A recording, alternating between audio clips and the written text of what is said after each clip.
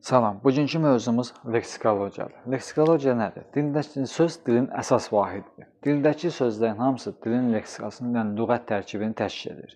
Leksikanı öyrənən dilçilik bölməsinə leksikologiya deyilir. Leksikologiya nə deməkdir? Sözün leksik mənası deyəndə biz nə başa düşürük? Sözün var bir leksik mənası, bir qrammatik mənası. Leksik məna deyəndə biz nə başa düşürük? Leksik məna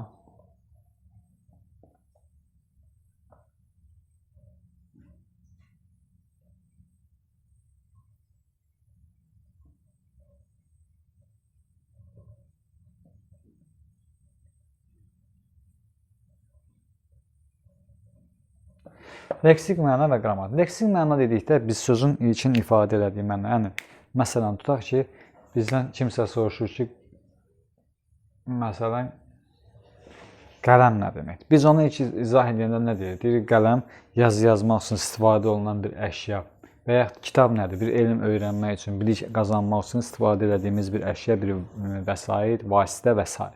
Yəni bu onun ilkin mənasıdır. Yəni leksik mənasıdır.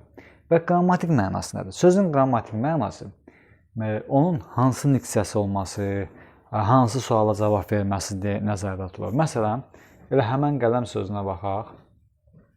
Qələm sözünün leksik mənası dedik ki, yazmaq üçün istifadə olunan əşya. Məsələn, onun qrammatik mənası nədir? Qələmə sual veririk. Nə? Qələm. Deməli, nə nəyin sualıdır? İsmin sualıdır. Demək, qələm sözünün qrammatik mənası da onun hansı suala cavab verməsi və isim olmasıdır.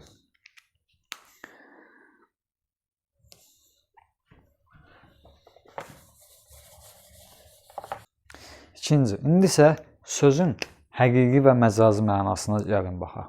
Sözün həqiqi mənası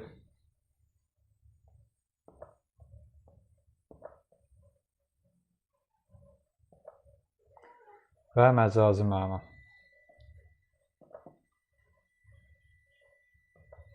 Həqiqi məna nədir, məcazi məna? Həqiqi məna ilkin mənadır. Yəni onun ilkin ifadə etdiyi məna. Məcazi mənası sonradan qazanılmış, sonradan qazandığı mənadır. Məsələn, şirin sözünü götürdük. Şirin. Şirin çay.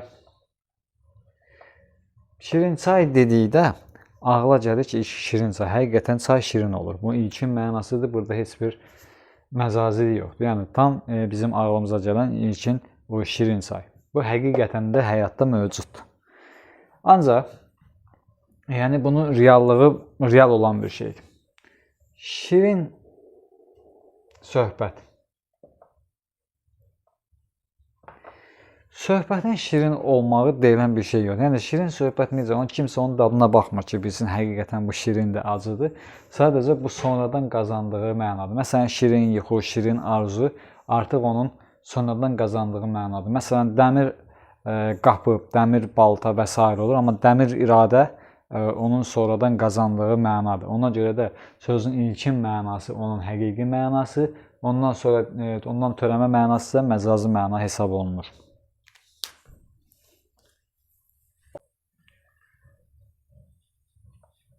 İsə diqqət edək, tək mənalı, çox mənalı, omonim, sinonim və antonim sözlər. Tək mənalı sözlər, yəni bir mənanı ifadə edən sözlərə tək mənalı sözlər deyir. Sadə bir şeydir, məsələn, 8, sadə ikinci bir məna, özündən əlavə qazandığı məna yoxdur. Çox mənalı sözlər nədir? Çox mənalı sözlər ilkin məna ilə bağlı bir neçə də əlavə mənanı bildirməsidir. Məsələn, ən çox bu çox mənalı sözlər insan bədən üzvləri ilə bağlı olur. Məsələn, tutaq ki, qol. Qol, ayaq və s.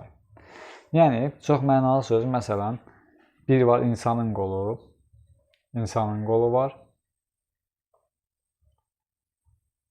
Bir var çayın qolu. Yəni, insanın qolu, çayın qolu, yəni ilkin mənasından əlavə bir məna qazanır. Ona çox mənalı sözlər deyilir və çox mənalı sözlər bir-birinə də oxşarlığı olur, bir məna yaxınlığı olur. Yəni, məsələn tutaq ki, stolun ayağı və insanın ayağı deyirsə, ikisi də aşağı hissədə yerləşdiyindən onları bu cür bənzədilərək, bu cür oxşarlıq, məna yaxınlıq olaraq əlavə mənanı qazanmışdır. Homonimlər nədir? Homonimlər deyilişi, yazılışı eyni olan, mənaları müxtəlif olan sözlərə homonimlər deyilir. Məsələn, əqrəb. Əqrəb bir var saatın əqrəbi, saatın bir hissəsi əqrəbi, bir də var canlı həşərat əqrəb. Homonimlərlə çox mənalıların fərqlərini deyəcəm, yadımdan çıxmamış. Homonimlərlə çox mənalılar fərq ondadır ki, onu bir qruplaşdırıb sonra deyərəm. Əqrəb, deməli, məsələn, homonimlərə aid dediyi əqrəb, məsələn, yaz və birinci homonimlər bir qaydası. Homonimlər müxtəlif hissələrinə aid ola bilər. Yəni, hökm deyil ki, aid olsun, amma aid ola bilər. Məsələn, əqrəb hər iki mənada istəyir saat əqrəbi olsun, istəyir canlı əqrəbi olsun, hər ikisi halda isimdir. Məsələn, yaz sözü həm isim fəsil olaraq yaz, həm də yazmaq feil olaraq, yəni müxtəlif hissəsinə aid ola bilər. Həm eyni hissəsinə, həm müxtəlif hissəsinə aid ola bilər. Və bir də nə ilə qarışdırılır? Homonimlərdə dedik qaydası budur ki, deyilişi, yazılışı eyni olan sözlərə. Bəzi sözlər var ki, yazılışı eynidir, amma deyilişində fərq var. Məsələn, tutaq ki, bölmə. Burada vurğuya görə fərqlənən sözdür bu. Və yaxud dondurma. Vurğuya görə bunun yazılışları səndən halda eyni olsa da, deyilişləri fərqləndiyinə görə bu sözlər homonim hesab olunur. Buna homoqraf deyilir, o sizin proqramda yoxdur. Sinonimlər. Sinonimlər nədir? Deyilişi, yazılışı müxtəlif, mənaları eyni olan sözlərə sinonimlər deyilir. Məsələn, qaçmaq, yürümək. Deməli, deyilişi və yazılışı müxtəlifdir, ancaq mənaları eynidir. Sinonimlərin eyni hissəsinə aid olur, yəni fərqli hissəsinə aid olan sözlərə sinonim deyə bilmərik. Məsələn, tutaq ki, çal və yetişməmiş sözləri.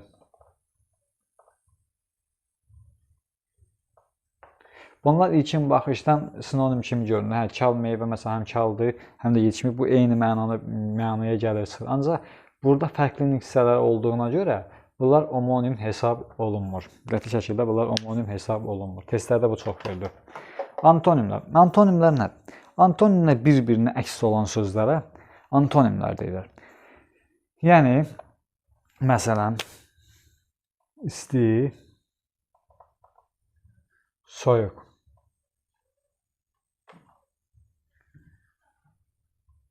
Yuxarı, aşağı və s. Bu, eyni hissəsinə tabi olma qaydası eyni zamanda antonimlərə də aiddir. Antonimlər də eyni hissəsinə aid olmalıdır. Məsələn, burada bayaq yazılır ki, çal yetişməmiş sözü. İndi bunun əksini yazaq. Məsələn, çal yetişmiş yazaq. Yenə sifət və feil olduğuna, yəni fərqli hissələrinə aid olduqlarına görə bunlar antonim hesab olunmur. Bundan başqa, antonimlərdə bir də bir şey var ki, eyni kökdə olan sözlər, məsələn, şəkilçi hesabına yaranan dadlı, dadsız.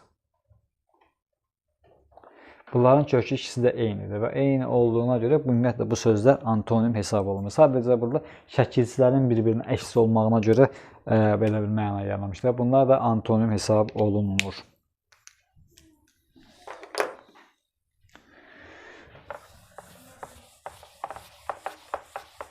İndi isə homonimlərlə çoxmənalılar çox vaxt qarışdırılır bu sözlər. Bunları bir cədvəldə yazaq, yadda qalsın, aydın olsun.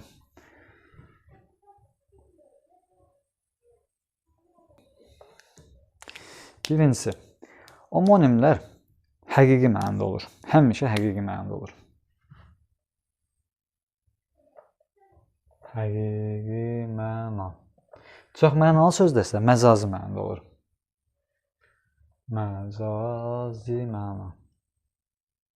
Yəni, çayın qolu dedikdə, həqiqətən çayın insan qolu sadəcə bənzərliyi əsasında yaradılmışdır.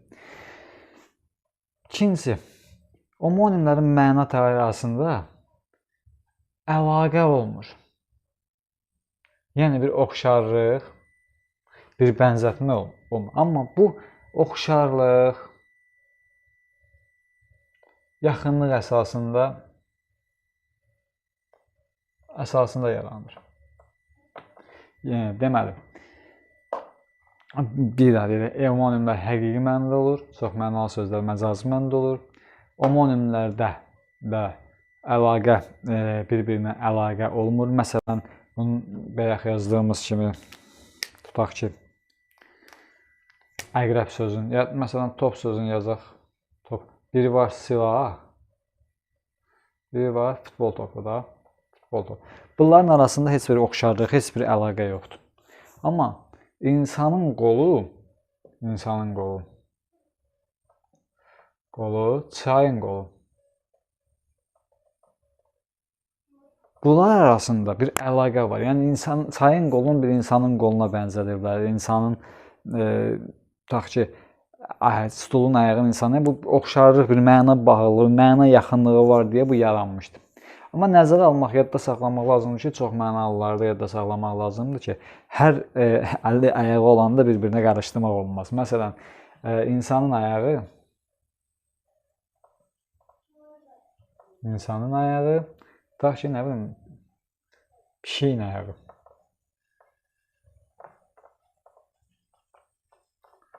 Bunlar homonim, çox mənalı sözlər deyil. Yəni bu normaldır. İnsanın da ayağı olur, pişiyin də ayağı olur. Amma stolun ayağı, nə bilim, çayın ayağı, kəndin ayağı və s. olanda o istər-istəməz ümumiyyətlə onlar çox mənalı sözlər hesab olunmur.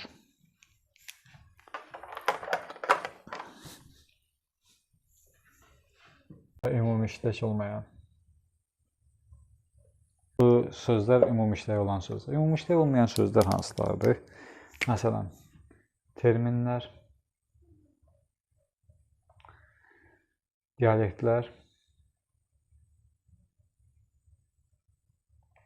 dialekt sözlər, neologizmlər, yəni yeni sözlər, köhnəlmiş sözlər.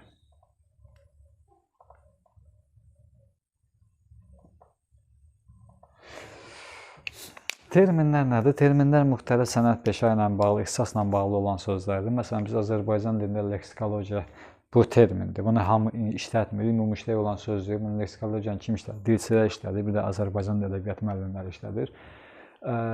Məsələn, sinus, kosinus, bunlar riyaziyyatda işlənən terminlərdir. Bundan sonra riyaziyyatçılar daha çox istifadə edir və s.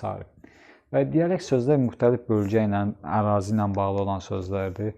O həmən yerlərdə işlənir. Məsələn, dəsmal bəzi yerdə məhraba, əllərdən, təliz, nə bilim, əlavə olaraq bəzi sözlər var ki, onlar işlənir. Bu ancaq bir bölgədə, o bölgədə yaşayan insanlar başa düşür. Neologizmlər yeni yaranmış sözlərdir. Yəni onlar təzə-təzə, belə deyək, çox ümumüştək olmayan sözlərdir. Çağdaş, müasir sözlərdir. Köhnəlmiş sözlər nədir? Bir zaman olmuş, ancaq indiki dövrdə işlənməyən, yəni zamanın tələbinə artıq uymayan o sözlərdir ki, yəni o işlənmir. Ən çox, məsələn, orta dövr ədəbiyyatında, Şah İsmayıl Xətainin əsərlərində, Füzulidə və s. ki, məsələn, digər sözlər, məsələn, darğa sözü var ki, əvvəllər aktual olub, darğa işlənib, indi mühafizə, məsələn, bir asayişi qoruyan mənasında səhv eləmirəmsə olubdu, amma indi artıq o sözlər işlənmir.